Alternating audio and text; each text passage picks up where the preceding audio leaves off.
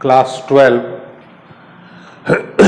जैसा मैंने आप लोगों को पिछले क्लास में बताया था कि आज भी यूनिट 1 ही चलेगा, ठीक है। मीडियम तो दोनों कंबाइंड है, हिंदी और इंग्लिश। डेट हो गया 7 अक्टूबर, ठीक है।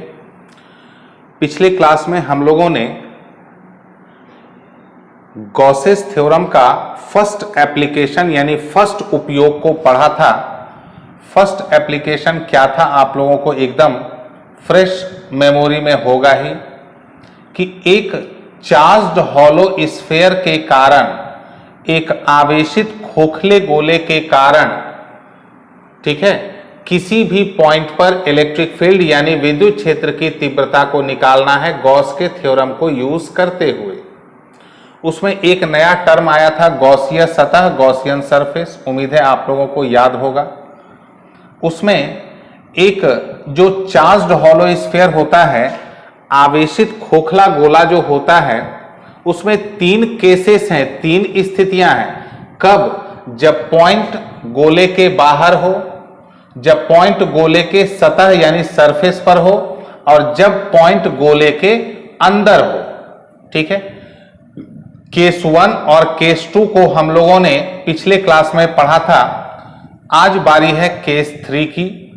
केस 3 आप लोगों के सामने कंप्लीट यहां पर जिक्र किया हुआ है, मेंशन किया हुआ है डायग्राम के साथ। आइए हम लोग इसको समझ लेते हैं। आज मैं बहुत छोटा सा ही क्लास लेने जा रहा हूं, क्योंकि तबीयत थोड़ी ठीक नहीं है, लेकिन मैंने सोचा कि कम से कम आज आप लोगों को केस 3 बतला दूं, जिससे कि कल हम लोग एप्लीकेशन यानी उपयोग नंबर 2 को समझ पाए। उपयोग नंबर 2 बड़ा ही महत्वपूर्ण है, यह भी महत्वपूर्ण है। उपयोग नंबर 2 यानी एप्लीकेशन नंबर 2 भी बहुत महत्वपूर्ण है।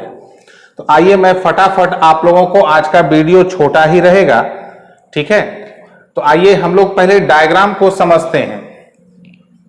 ये तो हो गया आवेशित खोखला गोला, चार्ज्ड हॉलो स्फीयर, ठीक है। अभी तक केस 1 में क्या था? पॉइंट बाहर था। केस 2 में पॉइंट सरफेस पर था। इस बार आप लोग ध्यान दे रहे होंगे, ये जो गोला है, स्फीयर है, हॉलो है, खोखला है, इसके अंदर है, यहां पर है पॉइंट P, और ये हो गया सेंटर O। तो सेंटर O से P का डिस्टेंस हम लोगों ने क्या रखा था? R, ठीक है।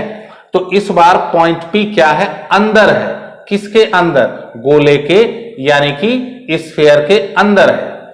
अब आप लोगों को अच्छी तरह से याद होगा कि जिस शेप का ऑब्जेक्ट होता है, ऑब्जेक्ट जिस किसी भी शेप का होता है, कौन? चार्ज्ड ऑब्जेक्ट यानी आवेशित वस्तु जिस आकृति की होती है, हम लोग गॉसियन सतह यानी गॉसियन सरफेस को भी कोशिश करते हैं उसी आकृति, उसी शेप का लेने का। तो पॉइंट P से पास करता हुआ ये जो आप लोग डॉट डॉट डॉट डॉट देख रहे हैं, यही क्या है? गॉसियन सरफेस, गॉसियन सतह। एक बात आप लोगों के सामने फिर से रिपीट कर दें कि ये जो गॉसियन सतह यानी गॉसियन सरफेस है, ये हम लोग कल्पना करते हैं, एज्यूम करते हैं, इसीलिए हमेशा गॉसियन सतह को डॉट डॉट करके बनाते हैं, ठीक है।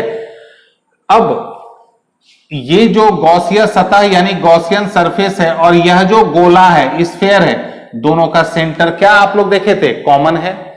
इसको हम लोग इंग्लिश में क्या कहते हैं? कॉन्सेंट्रिक, और हिंदी में कहते हैं सौकेंद्रीय, ठीक है। आप लोगों को मैं एक बात याद दिला दूं, केस 1, उसको याद दिलाने के लिए मैं इस जगह का उपयोग कर रहा हूं रफ वर्क के रूप में। आप लोग ध्यान देंगे, जिस किसी विद्यार्थी ने भी इसके पहले वाले क्लास को बढ़िया से समझा है, उनको तो बढ़िया से समझ में आ जाएगा। जिस किसी ने पिछले क्लास को बढ़िया से नहीं समझा है, उनको कोई खास समझ में नहीं आएगा। इसलिए आज के वीडियो को देखने के पहले आप लोग 6 तारीख, आज 7 तारीख है, 6 तारीख के वीडियो को बढ़िया से देखें, तभी 7 तारीख का वीडियो यानी आज का वीडियो समझ में आएगा। आप लोगों को याद होगा हम लोगों ने पिछले क्लास में कौन सा प्रोसेस अपनाया था? तो पहले हम लोगों ने फाई निकाला था फॉर्मूला लगा के, ये फॉर्मूला लगा के। फिर हम लोगों ने फाई निकाला था गॉसेस थ्योरम को अप्लाई करके, 1/ε0 × Q। और ये दोनों फाई है, तो हम लोगों ने इसको और इसको बराबर कर दिया, इक्वेट कर दिया। बस वही चीज हम लोग फिर अभी करने वाले हैं।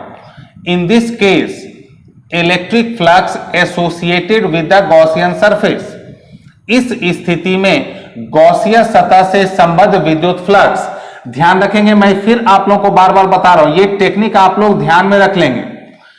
गॉसिस थ्योरम को यूज करके इलेक्ट्रिक फील्ड यानी तीव्रता को निकालना है। हम लोगों को फ्लक्स को, इलेक्ट्रिक फ्लक्स को दो बार निकालना होता है। एक बार हम लोग फॉर्मूला अप्लाई करते हैं और दूसरे बार गॉसिस थ्योरम अप्लाई करते हैं और दोनों को इक्वेट कर देते हैं, बराबर कर देते हैं। यही प्रोसेस सब में चलेगा, इसलिए आप लोग इसको दिमाग में सेट कर लें। तो इस रफ वर्क को मैं यहां से हटा रहा हूं, अदरवाइज आप लोगों को कंफ्यूजन हो जाएगा।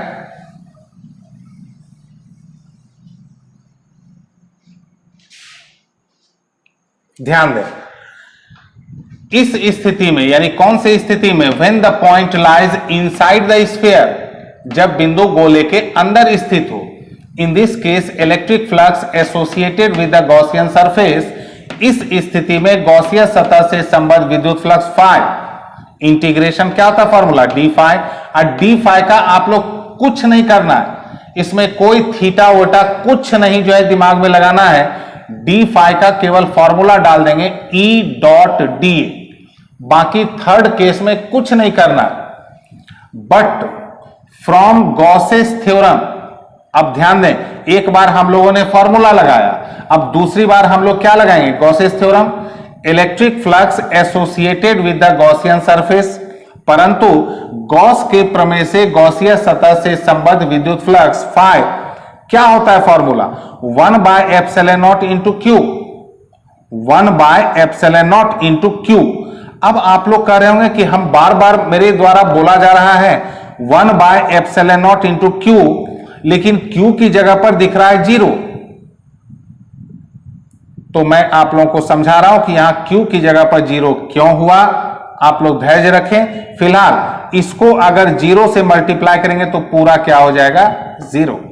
लेकिन ये क्यू 0 हुआ कैसे, अब आप लोगों को मैं एक छोटा सा रफ वर्क दिखाता हूं। गॉसेस थ्योरम क्या है, फाई इक्वल्स टू, ये बहुत सिंपल है, 1/ε0 इंटू क्यू।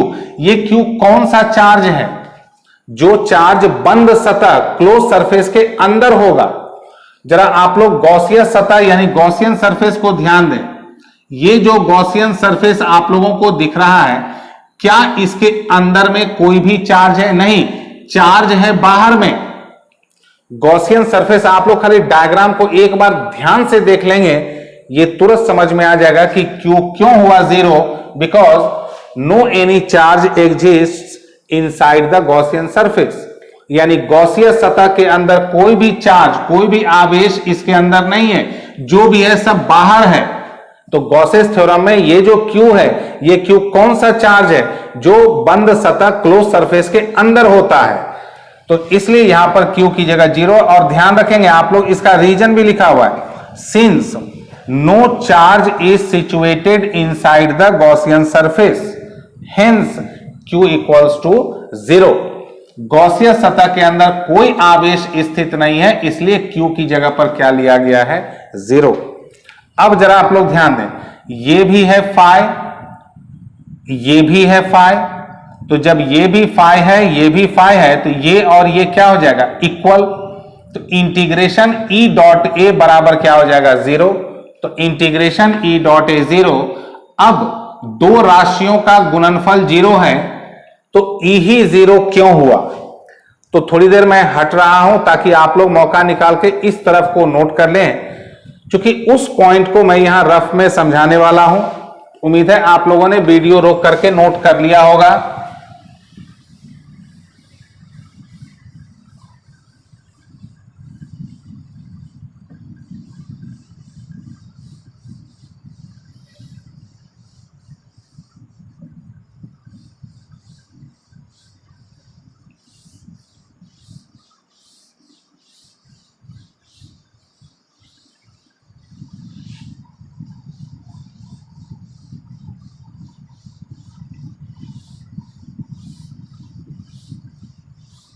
ध्यान देंगे, उस पॉइंट को मैं यहां पर रफ में समझा रहा हूं, इंटीग्रेशन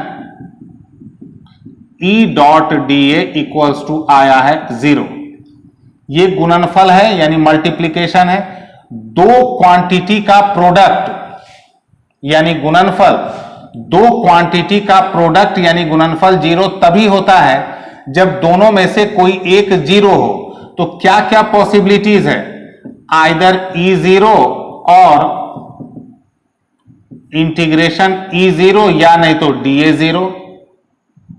ठीक है, तो इंटीग्रेशन E तो नहीं हो सकता है क्योंकि E डिफरेंशियल टर्म नहीं है, तो या तो E होगा 0 या इंटीग्रेशन DA होगा 0।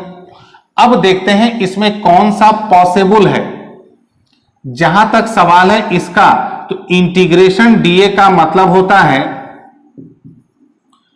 टोटल एरिया यानी कुल क्षेत्रफल। आप लोग एक बात ध्यान रखेंगे, एरिया कैन नेवर बी 0, क्षेत्रफल कभी भी 0 नहीं हो सकता। तो इन दोनों में जब ये 0 नहीं हो सकता है तो ऑप्शन क्या बचा? यही 0 होगा, तभी तो दोनों का प्रोडक्ट क्या होगा? 0। इसलिए ये 0 नहीं हो सकता है, इसलिए कौन सा 0 होगा? E हो गया 0। यहां देखिए ब्रैकेट में लिखा हुआ है since integration DA can never be, integration DA, यहां पर थोड़ा सा मिस्टेक हो गया, ठीक है, कैन नॉट बी 0। ठीक है, अब एक बहुत इंपॉर्टेंट कंक्लूजन, अगर आप लोगों के फाइनल एग्जाम में अगर ऑब्जेक्टिव पैटर्न रहा, इस बार तो पता नहीं चल रहा है कि क्या पैटर्न होगा नहीं होगा, अगर रहा तो ये बहुत इंपॉर्टेंट कंक्लूजन है। क्या है कि the electric field at any point inside a charged hollow sphere is always 0। एक आवेशित खोखले गोले के अंदर किसी भी बिंदु पर विद्युत क्षेत्र की तीव्रता हमेशा होती है 0। जैसे ये एक गोला है, ये आवेशित है, चार्ज्ड है, इसके अंदर कोई भी पॉइंट ले लें, यहां पर तो E हो जाएगा 0, यहां पर तो E हो जाएगा 0, यहां पर तो E हो जाएगा 0। बात समझ में आया? तो ये बहुत इंपॉर्टेंट कंक्लूजन है। तो उम्मीद है आप लोगों ने केस 3 को अच्छे तरीके से समझ लिया होगा। और एक बात मैं आप लोगों को यहां पर बता दूं, एग्जाम में ज्यादातर केस 1 एंड 3, केस 1 और 3 ही पूछे जाते हैं एक साथ, अलग अलग नहीं, एक साथ पूछे जाते हैं। केस 1 और केस 3 एक साथ पूछे जाते हैं 5 मार्क्स में। तो आप लोग इसको बढ़िया से, पिछले क्लास के भी वीडियो में जो केस 1 और केस 2 था, केस 2 तो बहुत सिंपल है, केस 1 और आज के वीडियो में जो मैंने केस 3 बताया उसको बढ़िया से आप लोग रिवाइज कर लेंगे। फिर हम लोग एप्लीकेशन यानी उपयोग नंबर 2, 3 एंड 4, 2 में थोड़ा सा दम है, 3 और 4 बहुत ही सिंपल है। ठीक है, तो मेरी कोशिश रहेगी कि कल ही आप लोगों के सामने 2 को रख दिया जाए, और अगर मौका मिला तो, संभव तो नहीं होगा, कल आप लोगों को एप्लीकेशन नंबर 2 मिलेगा और परसों आप लोगों को 3 और 4 तो खैर बहुत छोटा है, ये आप लोगों को एक साथ मिल जाएगा। तो गॉसेस थ्योरम यानी गॉस का प्रमेय का मामला हम लोगों का निश्चिंत हो जाएगा। तो आज मैं आप लोगों के वीडियो को यहीं पर रोक रहा हूं, थोड़ी तबीयत ठीक नहीं है इसलिए मैं आज आप लोगों को यहीं रोक रहा हूं। कल हम लोग मिलते हैं अगले वीडियो में एप्लीकेशन नंबर 2 उपयोग नंबर 2 के साथ। तो thank you very much to all.